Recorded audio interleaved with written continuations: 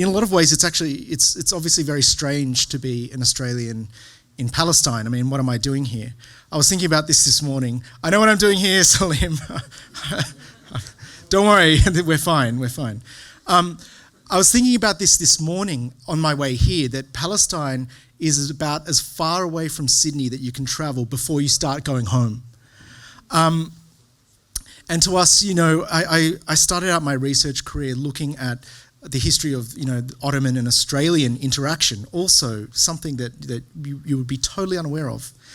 But to us, this idea of the Near East is the far West. We are so divorced from these currents and these movements. Our Near East is New Zealand, which is also very interesting, but not as historical.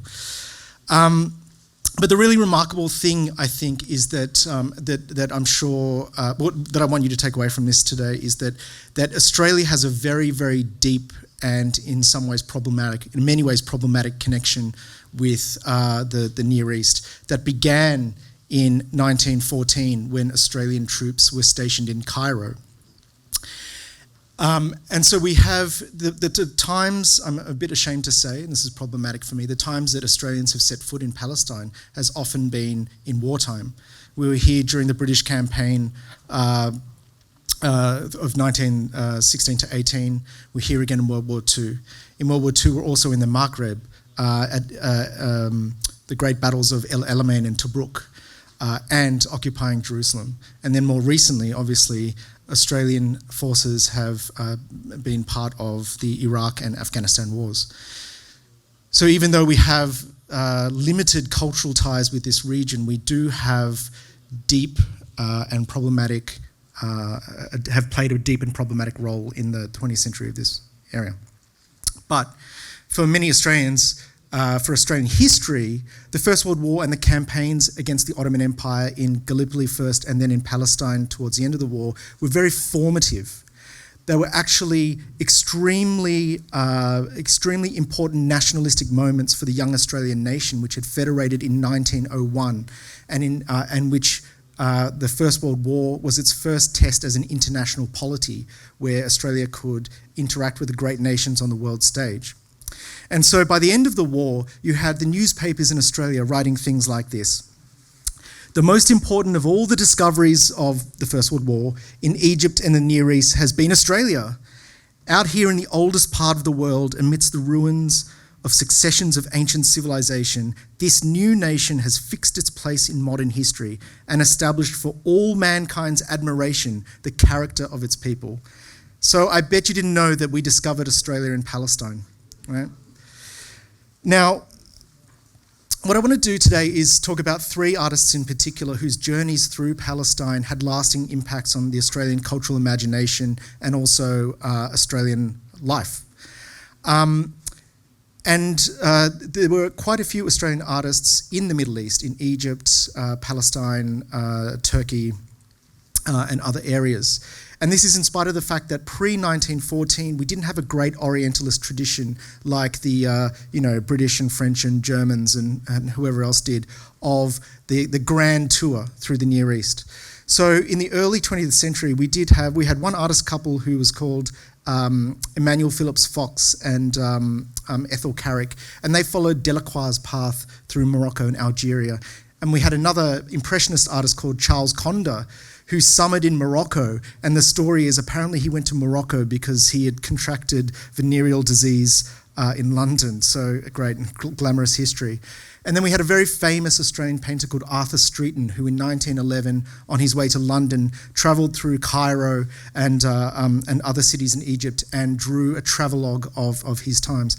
But we didn't have that kind of, the engagement that the Orientalist cultural imaginary didn't strike Australians until really 1917. And what happened then was that an Australian artist called Will Dyson, who was a satirical cartoonist in London, he approached the Australian High Commission in London and demanded to be sent to France in order to draw the lives and experiences of the Australian soldiers who were fighting along the Somme. And this gave rise to this scheme called the Australian Official War Arts Scheme, which is the longest running Australian art commissioning program. It's still going today. So this problematic thing of sending artists to war is actually a huge pillar of the recording of Australian history through visual culture. And because of this scheme, Australia actually sent its finest artists to the Western Front and to Palestine. Now, the first one I want to talk about is this photographer called Frank Hurley. Now, Frank Hurley, in 1917, when he was sent to France and then to Palestine, was one of the most famous photographers in the world. And he'd made his fame by joining an Antarctic explorer called Douglas Mawson on his 1911 to 1914 voyage to the magnetic South Pole. And when he was there, he took large format cameras and developed these beautiful colour plates of Antarctica and created a feature film about the dangers and bravery of Mawson reaching the magnetic pole. And this film was shown in Australia and London to great acclaim. It made him internationally famous as a filmmaker and as an artist. Hurley was one of this early generation of photographers who were involved in turning photography from its scientific and kind of studio uses towards a real art form. So he was a pioneer of what we call the pictorialist movement that was interested in the aesthetics of film. And so when he went to Antarctica, he looked at the landscape of Antarctica as kind of like a monumental stage where histories could be written on them.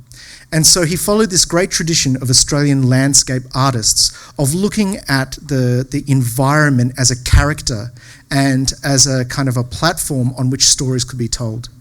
And he set himself up as a kind of adventuring hero. Hurley was very, very concerned with his identity. He was a celebrity. He was the closest thing that Australia could get to Kim Kardashian in the early 20th century, right? He was a dandy. He was very charming with the women. Apparently, he was rich. But in 1917, he was sent to France, and he immediately developed an absolute revulsion for war. And this is very, very typical of Australian artists' attitudes to war that also translates into their times in Palestine. They were not there for propagandistic reasons. They were interested in capturing experience. So Hurley was first sent to Belgium to this and took part in the Third Battle of Ypres. And this battle, Passchendaele here, was the absolute nadir of human civilization. He often put his life at risk because he took these big cameras, these big glass plate cameras that were very heavy and needed tripods and assistance, and he would follow the men through the artillery barrages, through the barbed wire as they went over the top. So he was almost killed several times. And this is typical of his attitude. The battlefield on which we won an advance of 1,500 yards was littered with bits of men, our own and Bosch, that's the Germans, and literally drenched with blood. It almost makes one doubt the very existence of a deity. The sooner this hellish barbarism is ended, God be praised, for few can see what real good can be gained. So in capturing war, he was very interested in the poetry of the landscape, let's say. When he was in France, he wanted to convey number one, the devastation of the experience, but he wanted to convey the whole of the experience, the smoke, the sounds, the movement, the gunfire, the land itself as it was being transformed. And he found that very, very difficult to do. He wrote in his diary, he was a prodigious writer, and he wrote in his diary that he was unable to take a photograph that could represent war because it was too static. And so he took to making these things, these pastiches, what he called composite images, what today we would call Photoshop, So he made these composite images in which he would go out over the battlefield several times and then take an image of a bomb blast and cut that out of the photo and re-expose it onto a different negative. And what that meant was that he could go out and collect all these experiences and then from his memory paste together different moments. That got him in big trouble with the army and with the official historian that Australia had sent to document the war, a man named Charles Bean, who was quite fanatical and forensic about collecting information. And so they came to loggerheads, and he almost quit. He threatened to quit and go back to Australia. So he was allowed to produce 6 of these composite sort of imaginary images, most of which he produced about Palestine.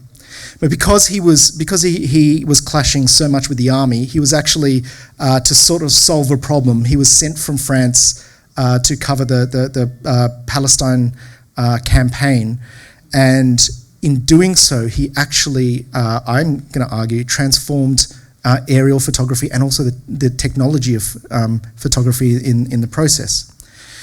So he arrived in, He arrived in Palestine via Cairo just as after Gaza had finally been captured by the British and Australians.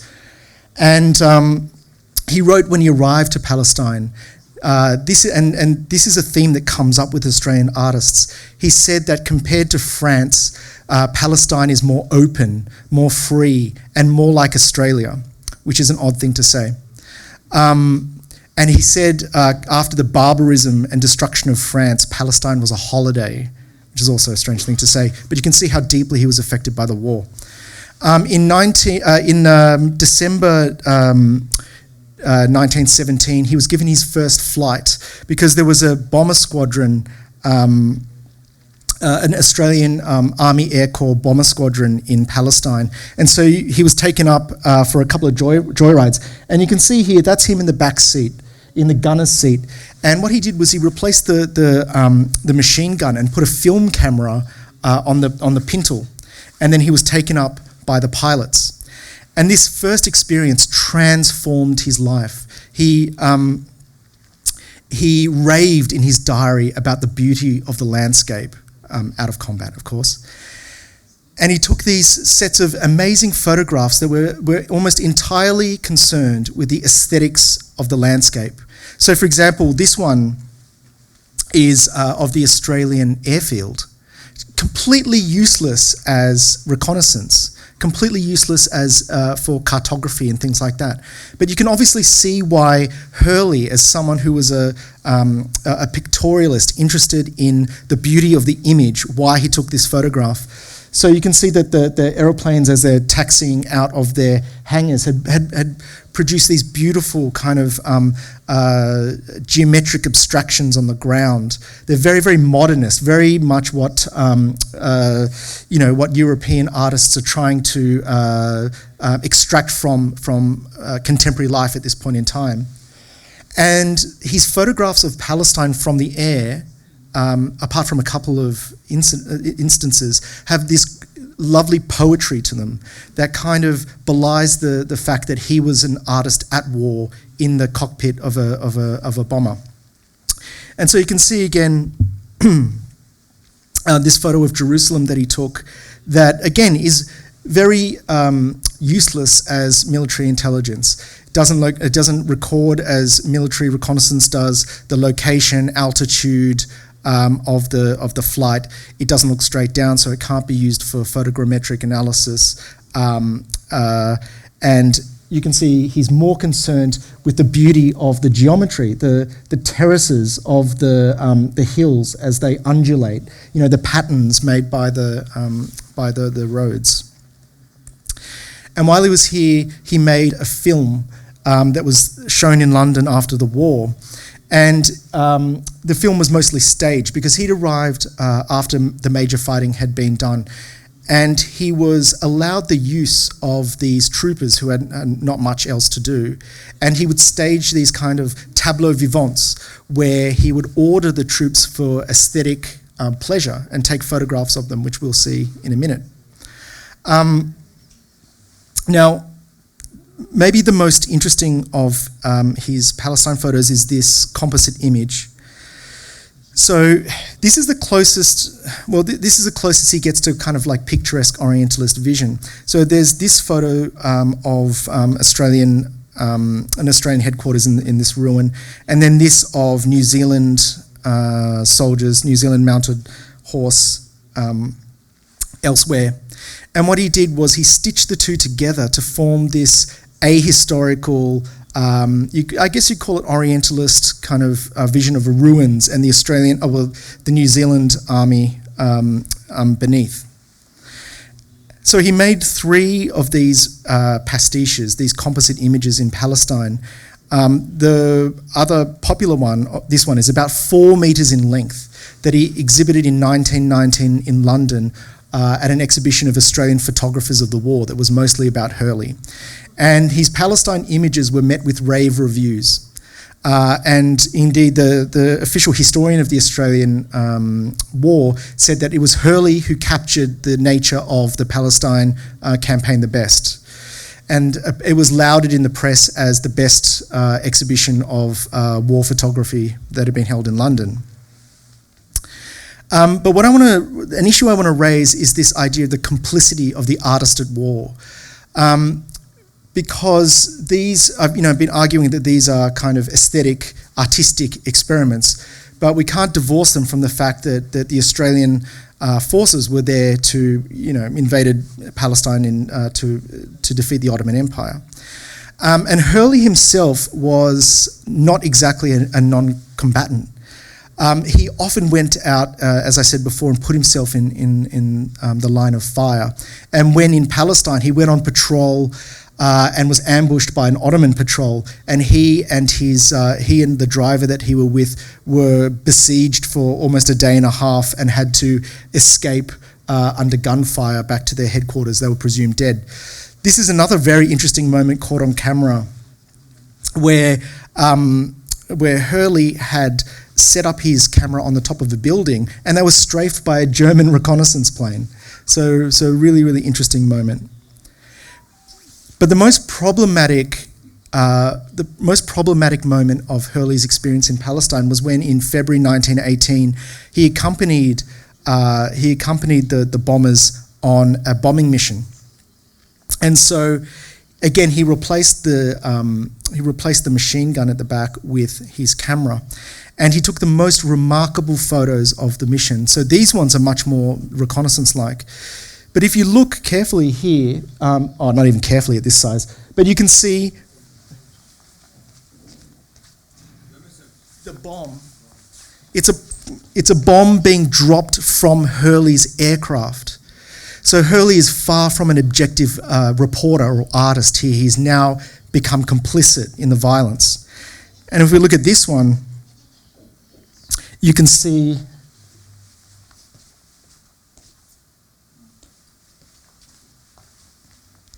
that's an explosion. And so this weighed heavily on the mind of Hurley. And he wrote about the experience of going on this bombing mission in his diary, and this is what he said. And you can see that he feels tortured about his interest in the landscape and his role in wartime. I won't read all of it, you can read it, but I'll just read some of it. He said, "It all looked so peaceful that the mission of death and destruction on which we were bent, God knows, was hellish enough. And it would be an unnatural being who could look down upon the majesty of nature below, smiling and peaceful, and not feel regretful. The machines circled like great vultures over the doomed citadel, and I could distinctly see the large 100-pound bombs drop through the air. With a great detonation, one fell directly in the courtyard. God knows what heinous damage it wrought." And so Hurley was torn by his complicity. Now, we'll leave Hurley with a look at this other collection of works he made, and these are remarkable.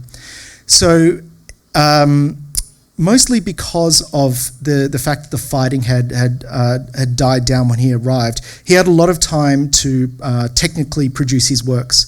And he produced a series of 47 colour silver gelatin plates that are the only surviving colour plates of World War I.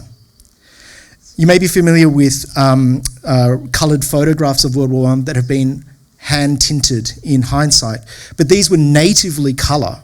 It's a remarkable technological achievement. He used on the battlefield. He used a technique called the Paget method. And because he had more time and the luxury of resources in Palestine, most of the works, most of these surviving colour plates are of Palestine, and they form a remarkable record of the Palestinian landscape at the time. For example,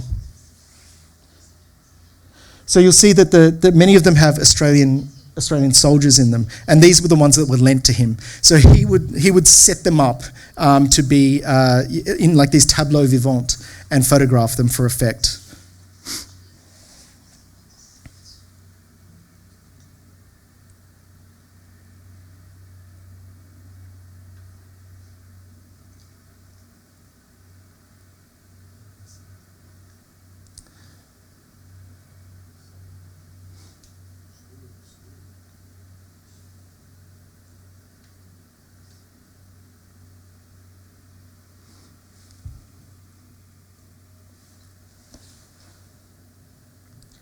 So you can see he also made a series of plates focusing on Jerusalem.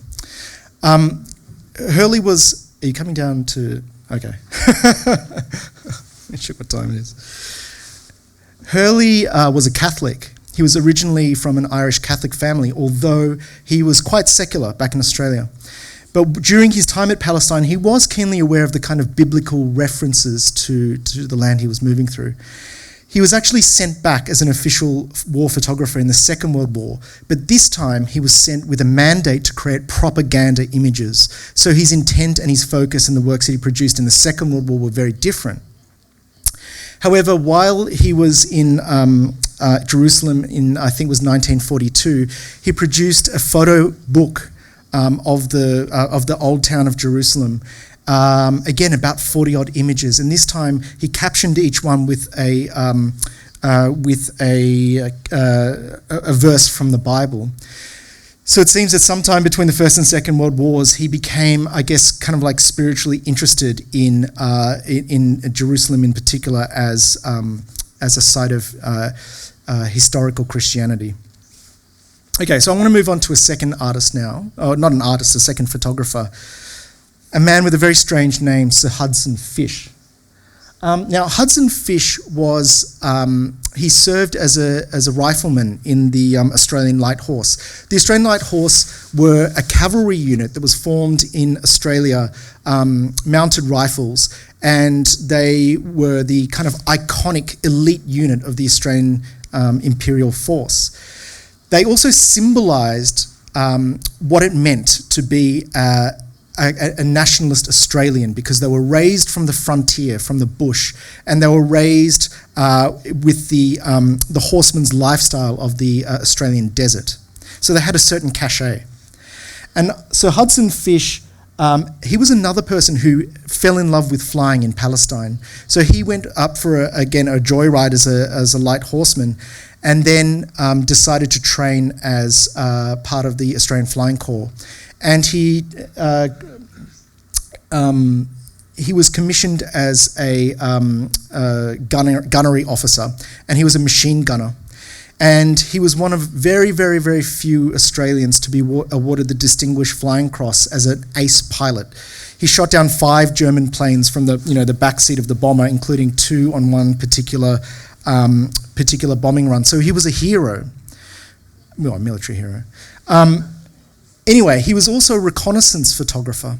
And you can see the difference between army reconnaissance photos and the kind of artistic vision of Frank Hurley. So here, all of his photographs document things like railheads or munitions or captured baggage trains or strategic sites. And you can see what I was referencing before, right? You've got all the kind of geographical, cartographic information that allow these things to be used as military intelligence.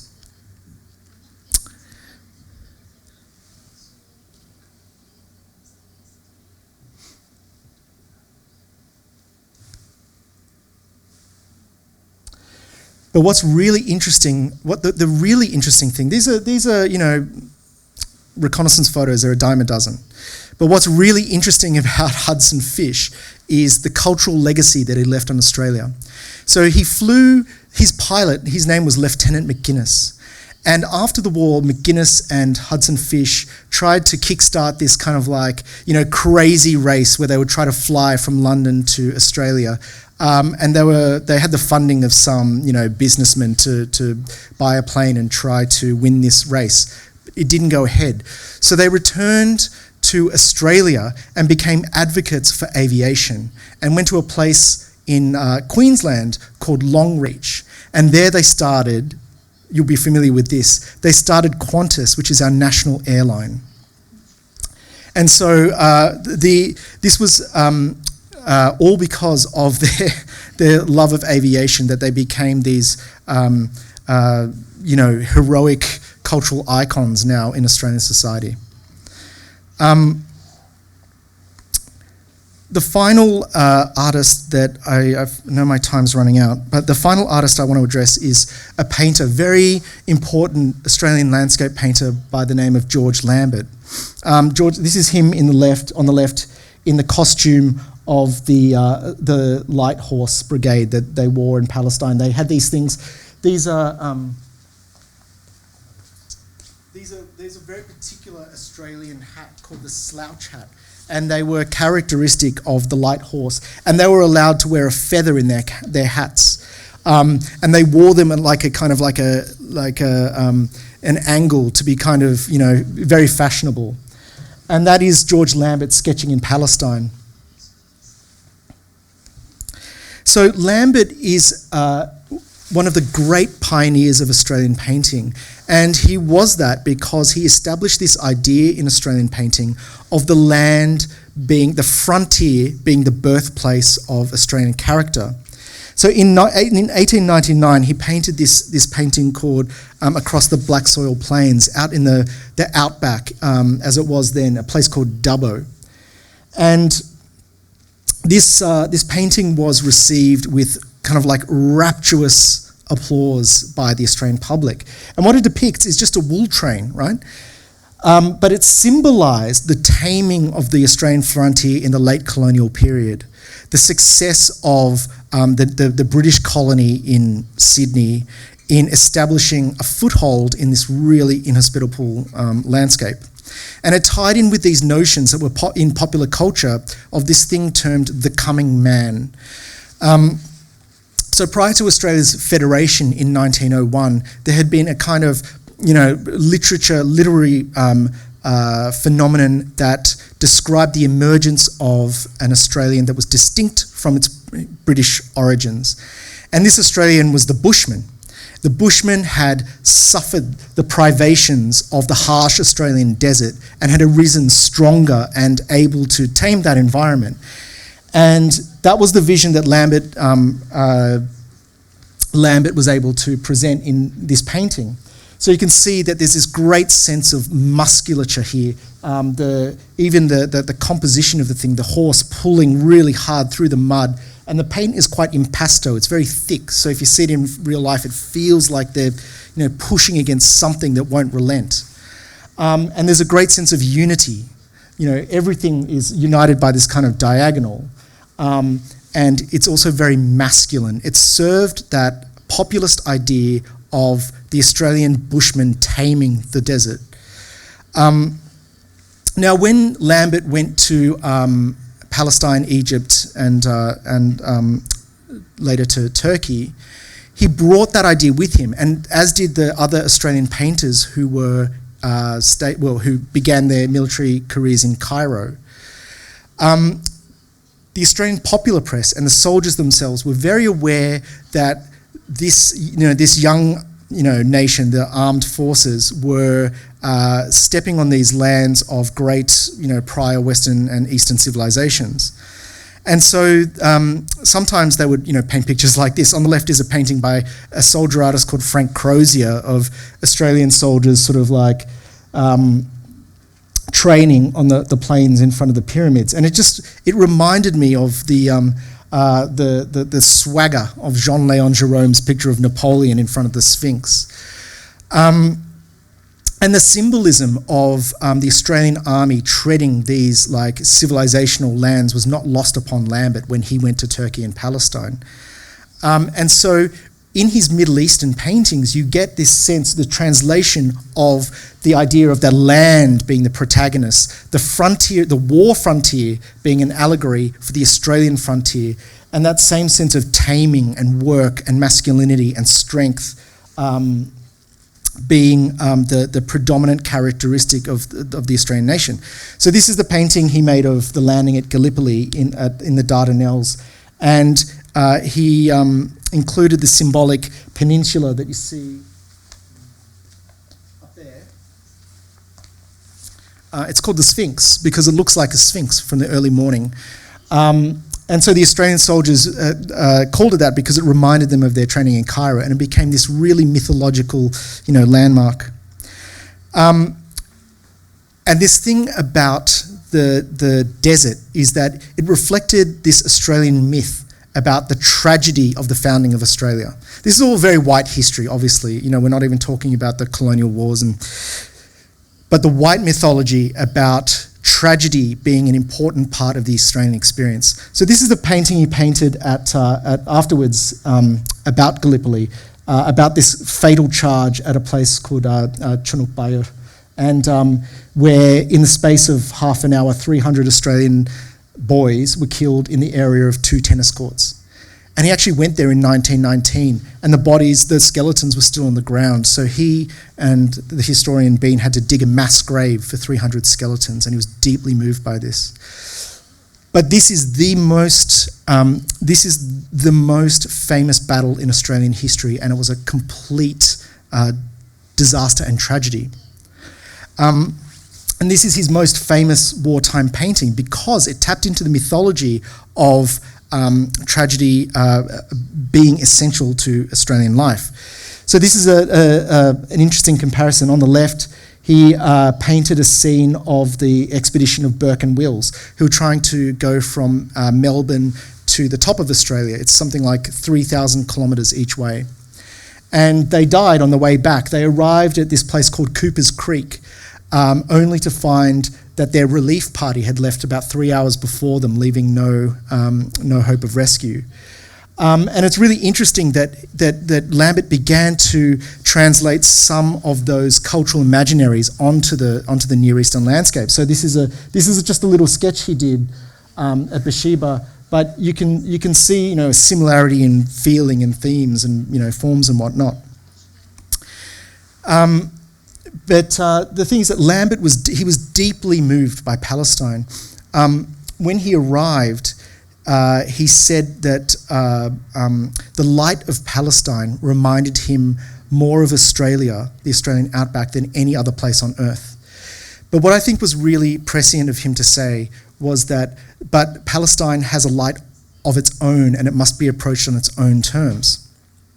And he was a fastidious observer of the landscape. He would rise before dawn and head up to the hills and make these beautiful oil sketches.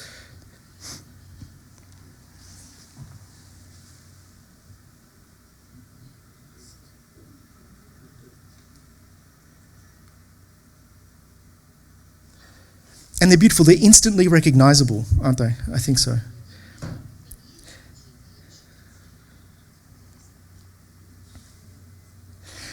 And they're extremely unique in Australian art history as well, because for the most part we don't have mountains, right? So they offer this kind of artistic view, this expanse and this play of light and form and shape that doesn't appear anywhere else. Now I just want to finish up. I've got 2 minutes. I just want to finish up with one final Lambert painting. So when he was there, he met a soldier, a light horseman called Thomas Henry Ivers, who was also an artist, but he hadn't been commissioned as an official Australian war artist. And Ivers acted as Lambert's assistant, helping him to prepare sketches and observations, his paints and all this kind of stuff. And the two of them formed a great friendship. And it was a friendship formed through also hardship. So when Lambert arrived in Palestine, he contracted malaria and it almost killed him. And the effects of that illness never left him. He never got better until he died in 1930. Ivers also contracted malaria, and there was a time when he was close to death, sickly, struggling. But the two of them, with no alternative, soldiered on. And Lambert crucially painted their relationship in this photograph called A Sergeant of the Light Horse in Palestine. And what's really interesting about this as a wartime portrait is that it's the complete opposite of a kind of a valorization. This was painted when Ivers was suffering from malaria, and he's very gaunt. He looks ragged. He looks weary with the burdens of the war. But he's also stoic. He's also, I guess, like redoubtable and strong, and reliable. And it was those kinds of qualities that caused this painting to be recognised in Australian art history as the quintessential picture of the Australian soldier during World War I. Not because it's glorious, but because it reflected the cultural mythology of survival in the Australian outback. Ivers, who was himself an outback horseman, as was Lambert, had both travelled to this country, and in this country they had found something of themselves that they codified in these portraits. So this is known as the portrait of the Australian at war.